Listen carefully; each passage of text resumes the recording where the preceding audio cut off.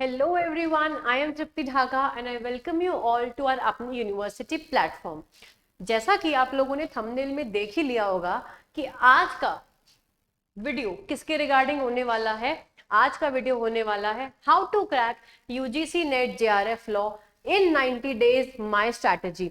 हम आने वाले वीडियो में ये देखने वाले हैं कि क्या 90 डेज में हम नेट जेआरएफ लॉ सब्जेक्ट में क्रैक कर सकते हैं, और अगर हम कर सकते हैं तो उसके लिए हमारी स्ट्रैटेजी क्या होनी चाहिए, क्या ऐसी टिप्स एंड ट्रिक्स हैं, क्या हमें करना होगा जिससे हम नेट जेआरएफ 90 डेज में, यस 90 डेज में हम क्या करें, क्लियर कर लें।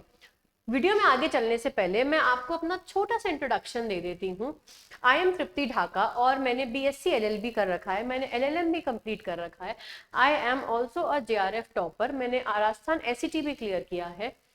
आई am currently enrolled as a research scholar in university of Rajasthan, और रिसेंटली जो असिस्टेंट प्रोफेसर का एग्जामिनेशन हुआ था उसका रिटन एग्जाम भी मैंने क्वालिफाई किया है।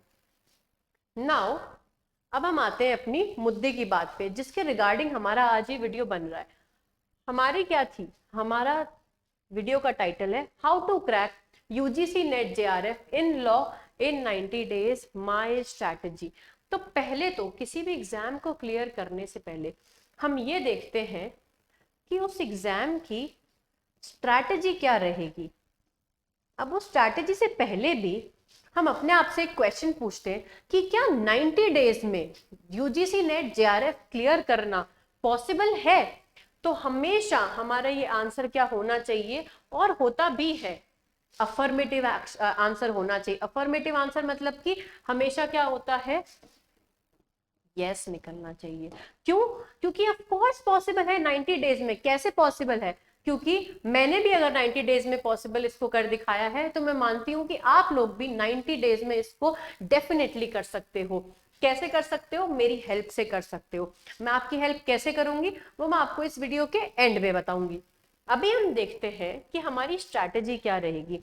अब किसी भी एग्जाम की रणनीति बनाने से पहले, उसकी स्ट्रैटेजी बनाने से पहले हमें ये देखना होता है कि वो एग्जाम होता क्या, उस एग्जाम का सिलेबस क्या है। उससे पहले हम चलते हैं कि ये यूजीसी नेट जेआरएफ है क्या, क्यों कराया जाता है ये एग्जामिनेशन। तो ये एग्जामिनेशन क्या होता है, एक क्वालिफाइंग एग्जामिनेशन होता है। क्वालिफाइंग एग्जामिनेशन क्यों? ये एग्जाम क्वालिफाई करके जो भी बच्चे ये एग्जाम क्वालिफाई करते हैं they become eligible for the post of assistant professor in various government and private institutions. अब उसके बाद हम ये देखते हैं कि अब इसमें भी 3 कैटेगरी है। एक है जेआरएफ, एक है नेट, और एक अभी थर्ड कैटेगरी और ऐड कर दी गई है। अब ये थर्ड कैटेगरी किस चीज की है? अब ये थर्ड कैटेगरी है जिनमें बच्चों के हाई मार्क्स आते हैं, जो कि बहुत एक कम परसेंटेज रहता है। लाखों बच्चे क्या करते हैं, यूजीसी नेट जेआरएफ का एग्जामिनेशन देते हैं। साल में 2 बार ये एग्जाम होता है। जेआरएफ कितने क्लियर करते हैं, कितने परसेंटेज ऑफ बच्चे हैं जो जेआरएफ क्लियर करते हैं? ओनली 2%। और क्या होता है जेआरएफ? Junior research fellowship. जो जिन बच्चों का नेट क्लियर होता है और जिनका जेआरएफ क्लियर होता है उनका ऑटोमेटिकली नेट भी क्लियर होता ही होता है। अब जो बच्चे जिनका जेआरएफ नहीं होता, जिनका सिर्फ नेट होता है, वो क्या करते हैं, they become eligible for the post of assistant professor. उसके बाद एक थर्ड कैटेगरी जो अब ऐड कर दी गई है। ये थर्ड कैटेगरी क्या है?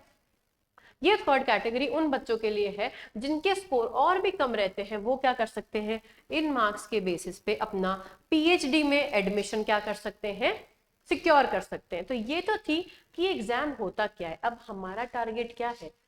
हमारा टारगेट रहता है हमेशा सबसे ऊपर वाला जो कि है जेआरएफ। ये क्या है? ये एक ऐसा स्टाइपेंड है जो आपको यूजीसी देता है पर मंथ रिसर्च करने के लिए। जब आप पीएचडी में एनरोल हो जाओगे तब आपका जेआरएफ स्टार्ट हो जाएगा, और यही लाखों बच्चों का मोटिवेशन रहता है इस एग्जाम को देने का। लेकिन हमारा टॉपिक ऑफ डिस्कशन आज ये नहीं है कि जेआरएफ क्या होता है, कैसे मिलता है। हमारा तो ये है टॉपिक ऑफ डिस्कशन कि जेआरएफ हम ले कैसे। हम जेआरएफ क्रैक कैसे करें, वो भी किस में, लॉ सब्जेक्ट में। तो हम ये देखते हैं कि पहले हम देखते हैं कि पेपर का पैटर्न क्या रहता है। पेपर का पैटर्न रहता है, अब ये जो एग्जाम है ये दो पोर्शन में डिवाइडेड है। पहला आता है पेपर 1, दूसरा आता है पेपर 2। पेपर 2 हमारा क्या रहता है, सबका सब्जेक्ट स्पेसिफिक रहता है, मतलब कि सबके अपने अपने मास्टर्स के सब्जेक्ट होते हैं, law, geography, history, political science, there are an number of subjects, वो आपके क्या रहते हैं, पेपर 2 में रहते हैं। इससे आते हैं 100 क्वेश्चंस पेपर 1 में, एंड इसमें कितनी होती है, 10 units, which and every unit is divided into various सब यूनिट्स। फिर आता है पेपर 1, इससे क्या आते हैं, 50 क्वेश्चंस आते हैं। ये 50 क्वेश्चंस भी क्या है, 10 यूनिट से आते हैं, जो कि और फर्दर किस में डिवाइडेड है, वेरियस सब यूनिट्स में डिवाइडेड है। 300 मार्क्स का पेपर होता है, और लगा लीजिए मिनिमम, मैं आपको ये मिनिमम बता रही हूँ, हमें जेआरएफ स्कोर करने के लिए 210 तो चाहिए ही चाहिए। ये मैं आपको मिनिमम बता रही हूँ और लॉ सब्जेक्ट के लिए बता रही हूँ। कुछ मार्क्स का वेरिएशन हो सकता है depending upon the question paper, क्योंकि क्या है, पेपर टफ है, इजी है, मॉडरेट है, कैसा है, उस पर ये जो कट ऑफ है ये ऊपर नीचे हो सकती है। तभी मैंने बोला ये मिनिमम मार्क्स है, मिनिमम, ये तो हमें स्कोर करना ही करना है, हमारा टारगेट इससे भी ऊपर रहना चाहिए। अब 210 मार्क्स लाने के लिए ना तो हम पेपर 1 अकेला करके जाएं तो आएंगे, ना हम ये सोचें कि हम क्या करें, सिर्फ पेपर 2 कर लें और हमारे क्या आ जाएंगे, इतने मार्क्स आ जाएंगे। तो ऐसा पॉसिबल नहीं है, हमें पेपर 1 और पेपर 2 दोनों को इक्वल टाइम देना पड़ेगा। इक्वल टाइम कैसे, इक्वल टाइम और मेहनत भी इक्वल टाइम कैसे, ये जितनी भी 10 यूनिट्स है इसमें क्या है, टीचिंग एप्टीट्यूड है, रिसर्च एप्टीट्यूड है, मैथ्स है, डीआई है, हमें इनको क्या करना पड़ेगा, थरली पढ़ना पड़ेगा, बार बार पीवाईक्यूज की प्रैक्टिस आपको करनी पड़ेगी। अब कैसे करेंगे हम वो प्रैक्टिस, एक तरीका होता है खुद से, जो कि बहुत से बच्चे सेल्फ स्टडी करके एग्जाम क्लियर करते हैं। ऐसा नहीं है कि आप सेल्फ स्टडी करके एग्जाम क्लियर नहीं कर सकते, लेकिन 2019 के बाद नेट का पेपर जो है उसका पैटर्न चेंज हो गया है। अब जो पेपर है वो डायनामिक आने लग गया है, सब यूनिट्स की भी सब यूनिट से भी क्वेश्चन पूछे जाने लगे हैं। पेपर का क्या है, होराइजन जो है वो एनटीए ब्रॉड करने लगा है। तो इस होराइजन को देखते हुए हमारी जो तैयारी है वो टॉप नॉच होनी चाहिए। तो क्या है, एक तो हम करते हैं, पहला ऑप्शन है सेल्फ स्टडी, आप सेल्फ स्टडी से ऑफ कोर्स कर सकते हो, लेकिन अगर आप अपनी तैयारी एफिशिएंटली करना चाहते हैं और एक्सपर्ट टीम के साथ करना चाहते हैं, जो कि क्या करेगी, आपका बर्डन कम करेगी। कैसे कम करेगी आपका बर्डन, पहली चीज हमें क्या एनालाइज करने पड़ते हैं, पीवाईक्यू एनालाइज करने पड़ते हैं, हमें ट्रेंड देखना पड़ता है, हम एमसीक्यू देखते हैं, हम मैटर ढूंढते हैं। ये सारा काम आपको हमारी टीम करके देगी, आपको तो सिर्फ क्या करना है, रेडी टू ग्रास्प मटेरियल को क्या करना है, ग्रास्प करना है। तो अगर आप अपनी पेपर 1 की तैयारी एफिशिएंटली करना चाहते हैं तो हमारा क्या है, द्रोण बैच है, जो कि पेपर 1 के लिए द्रोण बैच जो कि स्टार्ट हो चुका है।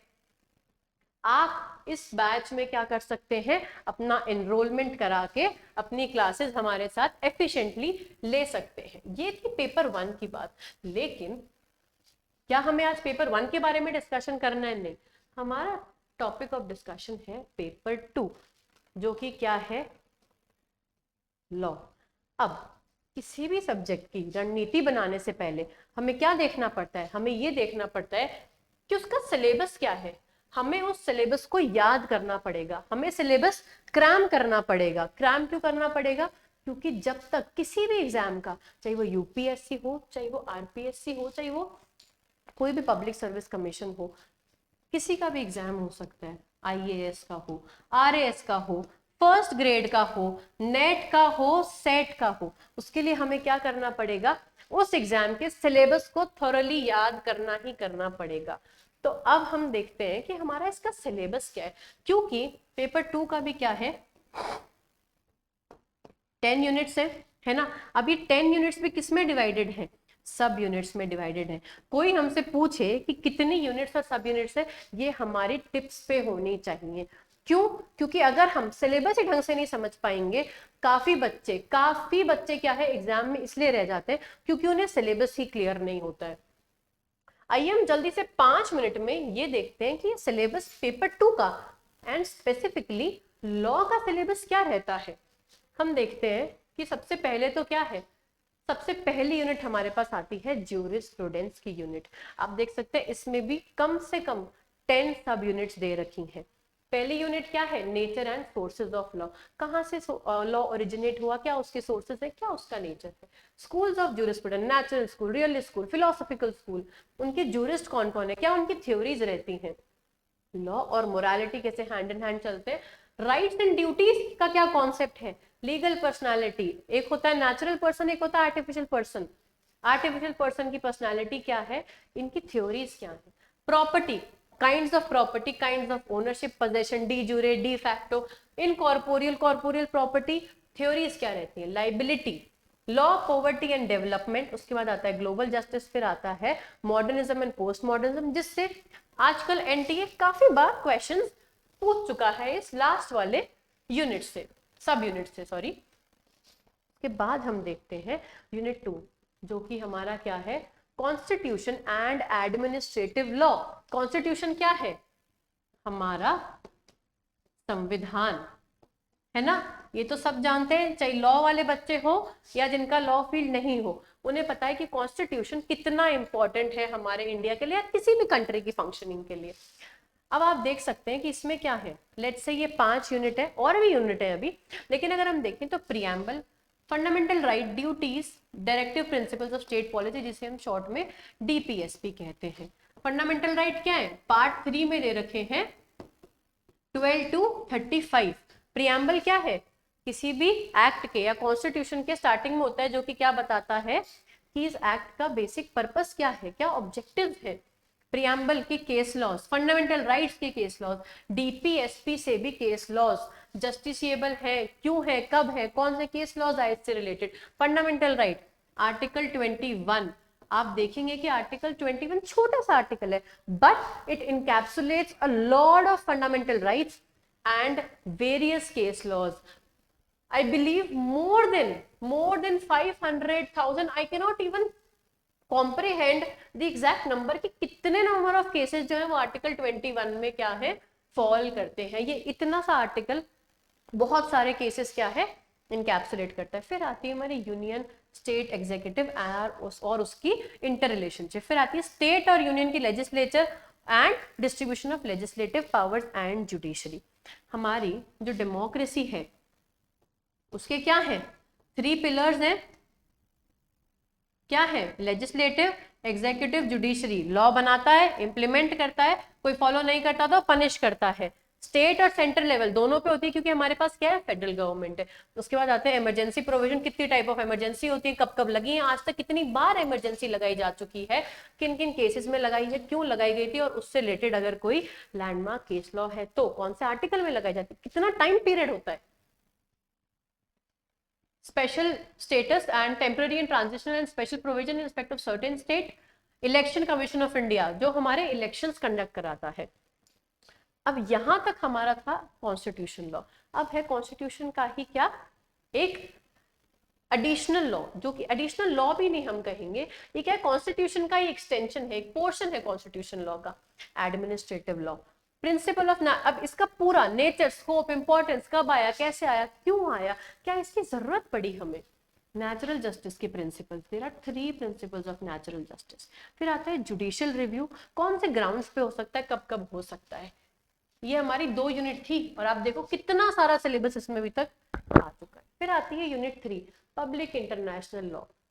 अगर हम इंटरनेशनल लेवल पे देखें तो 2 कंट्रीज के बीच अगर कोई डिस्प्यूट होता है तो वो किसके डोमेन में फॉल करता है, पब्लिक इंटरनेशनल लॉ के। तो इंटरनेशनल लॉ है क्या, क्या डेफिनेशन है, नेचर है, क्या उसके बेसिस है, कहाँ से वो आया, ठीक है। फिर आता है स्टेट और गवर्नमेंट, इनका रिकॉग्निशन कैसे होता है, कब हम इनको रिकॉग्नाइज करते हैं, कितने कितने तरह का रिकॉग्निशन होता है, क्या क्या थ्योरीज है। Nationality, immigrant, refugees, internally displaced person, extradition और असाइलम। ये टॉपिक क्या है काफी चर्चा में है, क्यों चर्चा में है, ये आप लोग खुद क्या है डेली आजकल न्यूज़पेपर में पढ़ रहे होंगे। फिर आता है यूएन एंड इट्स ऑर्गन्स।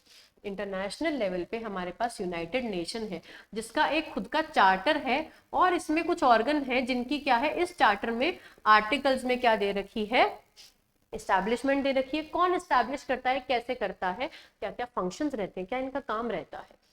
फिर आता है सेटलमेंट ऑफ इंटरनेशनल डिस्प्यूट, जो कि पब्लिक इंटरनेशनल लॉ का अगर हम माने तो वन ऑफ द इम्पोर्टेंट हम मान सकते हैं, not sole but important characteristic. World trade organization, international, अब यहां तक हमारा था पब्लिक इंटरनेशनल लॉ, अब स्टार्ट होता है इंटरनेशनल ह्यूमैनिटेरियन लॉ। चैलेंजेस क्या क्या है, क्या क्या कन्वेंशन है, आपसे वो क्या करेगा, मैच द फॉलोइंग में पूछ लेता है, इधर ईयर दे देगा, इधर आपको कन्वेंशन दे देगा, मैच करो। ये क्या है, बहुत बार रिपीटेड क्वेश्चन पूछा गया। यूनिट 4 लॉ ऑफ क्राइम, बहुत इजी और मेरी personal favourite unit.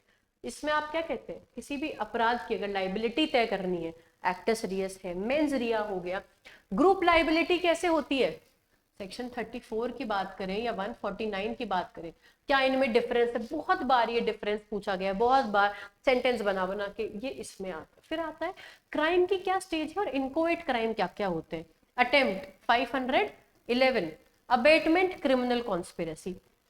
General exceptions पूछे जाते हैं जो कि आईपीसी के सेक्शन 76 to 106 में क्या है, फॉल करते हैं। फिर आता है ऑफेंसेस अगेंस्ट ह्यूमन बॉडी।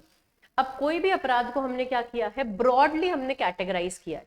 तो देखें तो पहला है against human body, for example murder, rape, kidnapping, abduction. फिर आ गया स्टेट एंड टेररिज्म, इसमें क्या आ गया हमारा, सेडिशन आ गया, है ना, वेजिंग वॉर आ गया, ठीक है। उसके बाद क्या है, ऑफेंसेस अगेंस्ट प्रॉपर्टी, क्या होते हैं, थेफ्ट हो गया, criminal breach of trust, criminal misappropriation of property.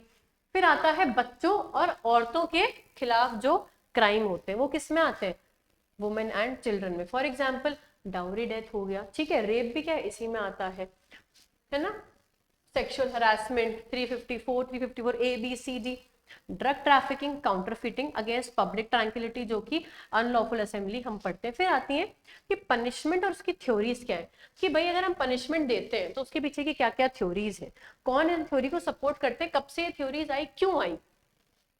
अब जो हमारा लॉ ऑफ क्राइम है ना, इसमें हम क्या करते हैं, नेट में तो हम सिर्फ सब्सटैंटिव लॉ पढ़ते हैं जो कि हमारा क्या है, आईपीसी 1860। ऑल्दो आईपीसी क्या है, अब हमारा बीएनएस हो चुका है जो कि लागू हो चुका है, भारतीय न्याय संहिता। आप लोग कमेंट करके बताएंगे कि कब से बीएनएस लागू हुआ है, अब क्योंकि अभी तक क्या है, बीएनएस से क्वेश्चंस आए नहीं और सिलेबस चेंज नहीं हुआ है, तो हम ये मान के चलते हैं कि हमें आईपीसी ही क्या है, पढ़ना है। उसके बाद हम देखते हैं law of torts and consumer protection.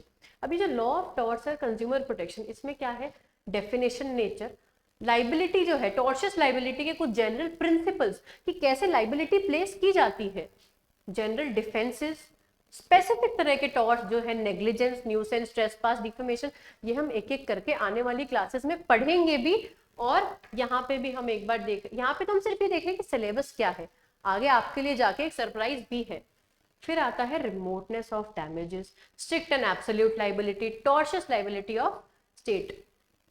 अब यहाँ पे आते हैं स्पेसिफिक एक्ट्स, 3 एक्ट है, consumer protection act 1986, 1988 motor vehicles act and competition act. इन दोनों में अमेंडमेंट हो गए हैं, पुराने वाले नए वाले दोनों पढ़ेंगे क्योंकि इस बार कंज्यूमर प्रोटेक्शन एक्ट जो पुराना वाला है उससे क्वेश्चंस पूछे गए थे, ठीक है। कॉम्पिटिशन एक्ट बहुत छोटी सी यूनिट है, इसमें बहुत थोड़े बहुत क्वेश्चंस क्या है बनते हैं और जो भी क्या है बहुत ही ऑब्वियस होते हैं कि ये वाले क्वेश्चन इनसे बनेंगे। फिर आती है कमर्शियल लॉ। कमर्शियल लॉ क्या आ गया, कॉन्ट्रैक्ट, ई कॉन्ट्रैक्ट, क्योंकि आजकल क्या है, ई कॉन्ट्रैक्ट का जमाना आ गया, टेक्नोलॉजी बढ़ रही है, तो ई कॉन्ट्रैक्ट क्या क्या है। फिर आता है breach of contract, frustration of contract, void and voidable agreement. क्या इनमें डिफरेंस होता है, कॉन्ट्रैक्ट एक्ट ऑफ 1872 में कौन से सेक्शन में ये दे रखा है, क्वाज़ी कॉन्ट्रैक्ट क्या होता है, स्टैंडर्ड फॉर्म ऑफ कॉन्ट्रैक्ट क्या होता है। फिर कुछ आते हैं specific contract, bailment, pledge, indemnity, guarantee, agency, इनके केस लॉज भी हम देखेंगे।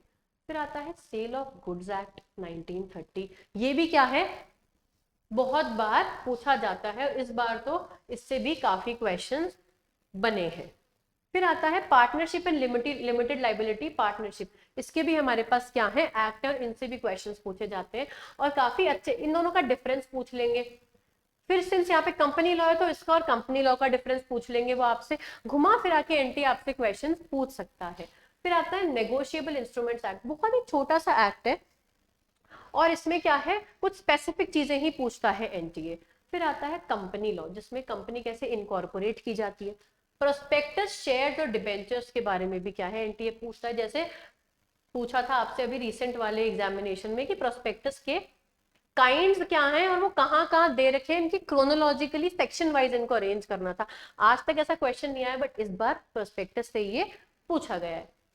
फिर आता है कंपनी लॉ में डायरेक्टर और उनकी meeting. And lastly CSR, corporate social responsibility क्या होती है। फिर आती है unit 8 which is family law. Unit 7 sorry, sources and schools क्या है। मुस्लिम लॉ, हिंदू लॉ, इसमें दोनों आते हैं, Hindu law and Muslim law. और इन दोनों के कॉन्सेप्ट चलते हैं कि इनकी मैरिज कैसे होती है, इन दोनों लॉ, मुस्लिम लॉ और हिंदू लॉ में डिवोर्स कैसे होता है, सक्सेशन कैसे होता है, गिफ्ट कैसे होता है, सब कुछ। Matrimonial remedies, divorce and theories. Changing dimension like live in relationships जो आजकल है, इनको रिकॉग्निशन मिल रखा है क्या। Children born out of live in relationships, इनका क्या स्टेटस होता है। Recognition of foreign decrees in India, वो कैसे की जाती है। अगर हम फॉरेन में डिवोर्स लेते हैं या मैरिज कर लेते हैं और फिर इंडिया में उसका रिकॉग्नाइज कराना होता है, तो वो हम कौन से सेक्शन के अंडर कराते हैं, या वो होती भी है कि नहीं। Maintenance, dowers, stridhan, adoption, guardianship and acknowledgement, succession, inheritance, property कैसे पास ऑन होती है, इंटरस्टेट होती है, विल से होती है। फिर आता है विल, गिफ्ट, वक्फ and uniform civil code, article 44, जो कि क्या है, काफी ट्रेंडिंग टॉपिक है, हम कह सकते हैं लॉ का ये भी, और बहुत ही चर्चित टॉपिक जिसे हम कहते हैं लॉ का, यूनिफॉर्म सिविल कोड है अभी। फिर आता है 8th unit, environment and human rights law. इसमें आपसे क्या पूछता है, इन्वायरमेंट क्या है, इन्वायरमेंटल पोल्यूशन क्या है, कितने तरह का इन्वायरमेंट पोल्यूशन होता है। इंटरनेशनल इन्वायरमेंट लॉ, अब इंटरनेशनल लेवल पे भी क्या होते हैं, इन्वायरमेंट लॉ के लिए क्या लिए गए हैं, बहुत सारे मेजर्स लिए गए हैं। क्या क्या यूएन कॉन्फ्रेंस हुई है, ये यूएन वही वाला है जो हम पब्लिक इंटरनेशनल लॉ में पढ़ के आए हैं, यूनाइटेड नेशन। फिर आता है कॉन्स्टिट्यूशनल लीगल फ्रेमवर्क क्या है हमारे पास इन्वायरमेंट के लिए इंडिया में। इन्वायरमेंट इंपैक्ट असेसमेंट कैसे कंट्रोल किया जाता है, और नेशनल ग्रीन ट्रिब्यूनल और इसका एक्ट जो कि है 2010 का।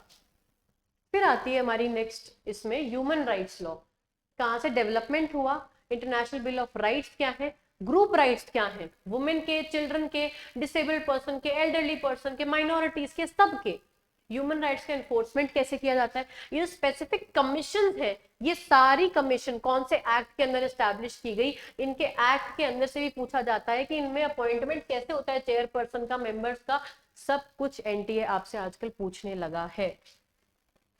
Unit 9, intellectual property rights, right है हमारे पास, ये क्या है, कुछ तरीके के राइट्स हैं, कौन कौन से हैं, copyright, trademark, patent, geographical indications. पहले तो ये ओरिजिनेट कहाँ से हुए, क्या थ्योरीज है इनके पीछे, कौन से इंटरनेशनल कन्वेंशंस है। कॉपीराइट है, अगर राइट है और अगर उसको कोई इन्फ्रिंज करेगा तो रेमेडी भी होगी, रेमेडी भी पूछते हैं। सब्जेक्ट मैटर क्या है, क्या इन राइट में आता है, सब पूछा जाता है आपसे। Law of trademark, geographical indication, फिर यहां तक हमारा था आईपीआर। फिर आता है आईटी लॉ, आईटी इज हमारा आईटी एक्ट ऑफ 2000। आपसे क्या पूछेंगे, आईटी एक्ट है, कैसे इलेक्ट्रॉनिक सिग्नेचर होते हैं, क्या उनको रिकॉग्निशन मिली है, नहीं मिली है, कहाँ पे मिली है। फिर आता है साइबर क्राइम, उसकी पेनल्टी और एडजुडिकेशन, मतलब कि अगर साइबर क्राइम हो रहा है तो कोई तो होगी ना अथॉरिटी जो डील करेगी इनसे, तो वो कौन सी अथॉरिटी है, वो हम देखते हैं। फिर आता है हमारी last unit, unit 10, comparative public law and system of governance. Relevance पूछते हैं, मेथोडोलॉजी, प्रॉब्लम, कंसर्न, कि भाई कंपैरेटिव लॉ क्या है, आप दो कंट्रीज के लॉज को कंपेयर करते हो, तो कंपेयर करने का कोई स्टैंडर्ड तो होता होगा, कोई बेसिक तो होता होगा, वो देखते हैं हम इसमें। गवर्नमेंट कितने तरह की होती है, जैसे हमारे पार्लियामेंट्री है, प्रेसिडेंशियल फॉर्म ऑफ गवर्नमेंट भी होता है, यूनिटरी एंड फेडरल भी होता है। फेडरलिज्म के मॉडल भी देखेंगे हम, इन 3 कंट्रीज के इसमें पूछे जाते हैं। रूल ऑफ लॉ, आर्टिकल 14, ये तो इंडिया में है, बाहर की कंट्रीज में कैसे ओरिजिनेट हुआ, कहां से ये आया रूल ऑफ लॉ। पावर्स का सेपरेशन कैसे होता है इन 4 कंट्रीज में, कौन से कॉन्स्टिट्यूशन में क्या अलाउड है, नहीं है, सब देखते हैं। जुडिशरी की इंडिपेंडेंस, जुडिशियल एक्टिविज्म, अकाउंटेबिलिटी, इन 3 कंट्रीज की भी पूछी जाती है। कॉन्स्टिट्यूशनल रिव्यू कैसे किया जाता है, कॉन्स्टिट्यूशन का अमेंडमेंट, बहुत ही इंपॉर्टेंट टॉपिक है ये अमेंडमेंट ऑफ कॉन्स्टिट्यूशन, जो कि बहुत इससे क्वेश्चंस बन सकते हैं और बनते हैं और पूछे जाते हैं। Ombudsman, favourite question of NTA, कहाँ से आया, क्या है ओम्बड्समैन, लोकपाल लोकायुक्ता एक्ट कब आए, क्यों आए, सबसे पहले कहाँ आया, सब कुछ आपसे पूछा जाता है। फिर आता है open government and right to information. ये क्या थी हमारा, ये तो हमारा सिलेबस था। हमारी स्ट्रैटेजी बनाने से पहले हमें क्या करना था, सिलेबस को एनालाइज करना था। चलो हमने सिलेबस को तो एनालाइज कर लिया, अब हमारी स्ट्रैटेजी क्या रहेगी, हमारी स्ट्रैटेजी क्या रहती है, अब हम वो देखते हैं। हमारी स्ट्रैटेजी है सुपर टी। हम इसे याद रखेंगे, क्यों, क्योंकि ये हमें याद रहना चाहिए, क्योंकि ये हमारी क्या है, स्ट्रैटेजी होने वाली है। सुपर टी कैसे, आप नेट के लिए नहीं, आप किसी भी एग्जाम के लिए स्ट्रैटेजी को क्या कर सकते हैं, फॉलो कर सकते हैं। कैसे, वो देखते हैं। सुपर टी, पहला, सर्वे द सिलेबस। आप क्या करो, सिलेबस को अच्छे से देखो, जो कि हम ऑलरेडी देख चुके हैं, हम एक एक यूनिट के सब यूनिट्स को अच्छे से डील कर चुके हैं। आपने एक बार सिलेबस देख लिया, उसके बाद देखो स्ट्रेंथ। स्ट्रेंथ कैसे, किसी भी एग्जाम में, किसी भी टॉपिक में, किसी भी सब्जेक्ट में हर एक स्टूडेंट की कुछ स्ट्रेंथ होती है, कुछ वीकनेस होती है। कुछ टॉपिक उस स्टूडेंट के बहुत फेवरेट होते हैं, उनको वो क्या करता है, बार बार पढ़ते रहते हैं। कुछ ऐसे होते हैं जो वीक पोर्शन होते हैं, जिनको हम क्या करते हैं, दूर दूर रखते हैं अपन से, कि नहीं ये टॉपिक तो हमें नहीं पढ़ना है। पहले हमें वही करना है कि कौन सा टॉपिक देखते ही हमारे फेस पे स्माइल आ रही है, और कौन सा टॉपिक देखते ही हमारे माथे में क्या आ रही है, तलवटे पड़ रही है।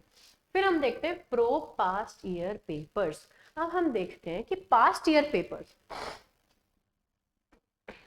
पास्ट ईयर के कौन से पेपर्स, नेट के देख लो और सेट के देख लो। राजस्थान सेट हो गया, महाराष्ट्र एसएटी हो गया, वेस्ट बंगाल एसएटी हो गया, आप किसी भी स्टेट का जहां पे भी सेट कंडक्ट किया जाता है उसके पास्ट ईयर क्वेश्चन पेपर्स देखो, क्या क्या टॉपिक्स पूछे जा रहे हैं, किन टॉपिक से रिपीटेडली क्वेश्चंस आ रहे हैं, बार बार क्वेश्चंस पुटअप किए जा रहे हैं। अभी हमें क्वेश्चंस नहीं सॉल्व करने, अभी हमें सिर्फ ये देखना है कि कौन सा टॉपिक रिपीट हो रहा है, वो नोट डाउन करते जाओ। कौन सा टॉपिक बार बार रिपीट हो रहा है, कौन सा एक बार पूछ के अब दोबारा 5-6 साल से नहीं पूछा गया है, हमें वो देखना है। फिर हमें देखना है excel in the easy. Excel in the easy मतलब कि ये हमने कर लिया, अब इसमें से भी हम क्या करेंगे, हम देखेंगे कि इसमें हमारे इजी टॉपिक्स फॉलो कर रहे हैं या नहीं कर रहे। उसमें से हम पहले अपनी जो इजी टॉपिक्स है, जो हमने यहाँ पे हमारी जो स्ट्रेंथ है, उस पे हम क्या करेंगे, एक्सेल करेंगे, उनको हम अच्छे से थरली पढ़ेंगे। फिर आता है review the tough. Review the tough कैसे, अब देखिए हम, क्योंकि ये एग्जामिनेशन किसके लिए दे रहे हैं, असिस्टेंट प्रोफेसर बनने के लिए दे रहे हैं। असिस्टेंट प्रोफेसर का काम क्या होता है, बच्चों को टॉपिक्स पढ़ाना, उनको सब्जेक्ट्स करवाना। अब अगर कोई एक टीचर है वो खुद ही ये सब्जेक्ट और या टॉपिक छोड़ के चले जाएगा इस पेपर में, तो वो बच्चों को कैसे पढ़ाएगा। हमें क्या करना है, एग्जाम देने के लिए नहीं पढ़ना है, हमें पढ़ना है दूसरों को पढ़ाने के लिए। कभी भी कोई भी एग्जाम हो, आपको इस तरीके से पढ़ना होता है कि आप दूसरे को कितना अच्छे से पढ़ा पाते हो। तो जब आप केपेबल हो जाते हो दूसरों को पढ़ाने के लिए, तो आप समझ लेना कि आपका वो टॉपिक क्या है, क्लियर हो चुका है। इसीलिए फिर हमें इजी के बाद टफ पे मूव ऑन करना पड़ेगा, हमें टफ में एक्सेल करना पड़ेगा, क्योंकि हमें तो क्या है, एज अ प्रोफेसर सारे सब्जेक्ट्स ही बच्चों को क्या करने पड़ते हैं, पढ़ाने पड़ते हैं। हम ये थोड़ी कहते हैं ये वाला टफ है, ये हम आपको नहीं पढ़ाएंगे। इस तरीके से पढ़ो, क्या करो, पढ़ाने के लिए पढ़ो, ठीक है। फिर आता है test yourself, revise and rehearse. अब आपको रिवाइज और रिहर्स कैसे करना है, आप क्या करोगे, यहां तक आपने क्या किया है, अभी तक आप मानो आपने मेरे अकॉर्डिंग 80% काम यहाँ पे कर दिया है, अगर आप यहाँ तक पहुंच गए हैं तो। अब आपका काम क्या है, टेस्ट करना। टेस्ट आप कैसे करोगे, रिवाइज करके। अब रिवाइज आप कहां से करोगे, PYQ से करोगे, पास्ट ईयर क्वेश्चन से करोगे। जितने भी राजस्थान, वेस्ट बंगाल, मध्य प्रदेश के सेट हो रहे हैं, जितने भी स्टेट्स के हो रहे हैं, नेट के पहले आप सबसे पहले तो नेट के उठाओगे। उसके बाद आप उठाओगे सेट के, क्योंकि सेट भी सेम पैटर्न पे चलता है बट स्टेट लेवल पे, तो आप उसके अपने सब्जेक्ट के क्वेश्चंस देखोगे। ये करने के बाद अगर आपको लगता है कि अभी भी कुछ कमी है, तो जहां पे भी स्टेट में आपके सब्जेक्ट का असिस्टेंट प्रोफेसर का एग्जामिनेशन हुआ है, आप उसका पेपर उठाओ और उस पेपर के क्वेश्चंस करो, क्योंकि इसके एग्जाम में और नेट के एग्जाम में जो सिलेबस है वो 70 to 80% सेम रहता है। कुछ एक दो सब्जेक्ट ऊपर नीचे हो सकते हैं, भले ही ज्यादा subjects and level of questions में डिफरेंस नहीं होता है। उसके बाद आप ये करो, इतना करने के बाद आपने 95% काम कर लिया है। जब आप ये 3 चीजें कर लोगे ना, उसके बाद आपको क्या करना है, करत करत अभ्यास। कम से कम भी मैं मानती हूँ कि 5 बार आपको ये PYQ की प्रैक्टिस करनी है, तब जाके आप क्या कर पाओगे, JRF क्लियर कर पाओगे। क्योंकि ये एग्जाम आजकल इजी नहीं रहा है। ये एग्जाम में बहुत ही डेडिकेटेड स्टूडेंट्स बैठते हैं जो कि बहुत मेहनत करते हैं, तो हमें भी क्या है, उतनी ही मेहनत करनी है। अब आप लोगों के लिए सरप्राइज क्या था, सरप्राइज ये था कि मैं आपके लिए लेके आ रही हूं पेपर 2 का क्रैश कोर्स, जिसके एनरोलमेंट ऑलरेडी स्टार्ट हो चुके हैं। लॉ का क्रैश कोर्स, हाँ, 0 से हम क्या करेंगे, JRF तक की जर्नी तय करेंगे। तो अगर आपको मेरे साथ 0 से JRF तक की जर्नी तय करनी है लॉ में, तो आप अपनी यूनिवर्सिटी की टीम से कांटेक्ट करके अपनी सीट क्या कर सकते हैं, सिक्योर कर सकते हैं। हमारी क्लासेस क्या होंगी, ऑनलाइन होंगी। हिंदी इंग्लिश दोनों में मैं आपको पढ़ाऊंगी। बहुत ही अच्छे से हम क्या करेंगे, डिटेल डिस्क्रिप्शन पढ़ेंगे हर एक यूनिट का। जहां पे भी आपको प्रॉब्लम आएगी वहां पे मैं आपको हेल्प करने के लिए तैयार हूं। बस आपको ये ठानना है कि आपको क्या करना है, JRF क्लियर करना है। बिकॉज एक बहुत ही अच्छा अमाउंट आता है, क्लोज टू 44,000 जब आप PhD करते हैं, तो बहुत अच्छा मोटिवेशन है ये। तो हम क्या करेंगे, हमें 0 से JRF तक की जर्नी तय करनी है। और अगर आपको मेरे साथ लॉ सब्जेक्ट की तैयारी करनी है, तब अपनी यूनिवर्सिटी की टीम से कांटेक्ट करके क्रैश कोर्स में अपना सीट क्या करें, सिक्योर कर लें। ठीक है, थैंक यू सो मच।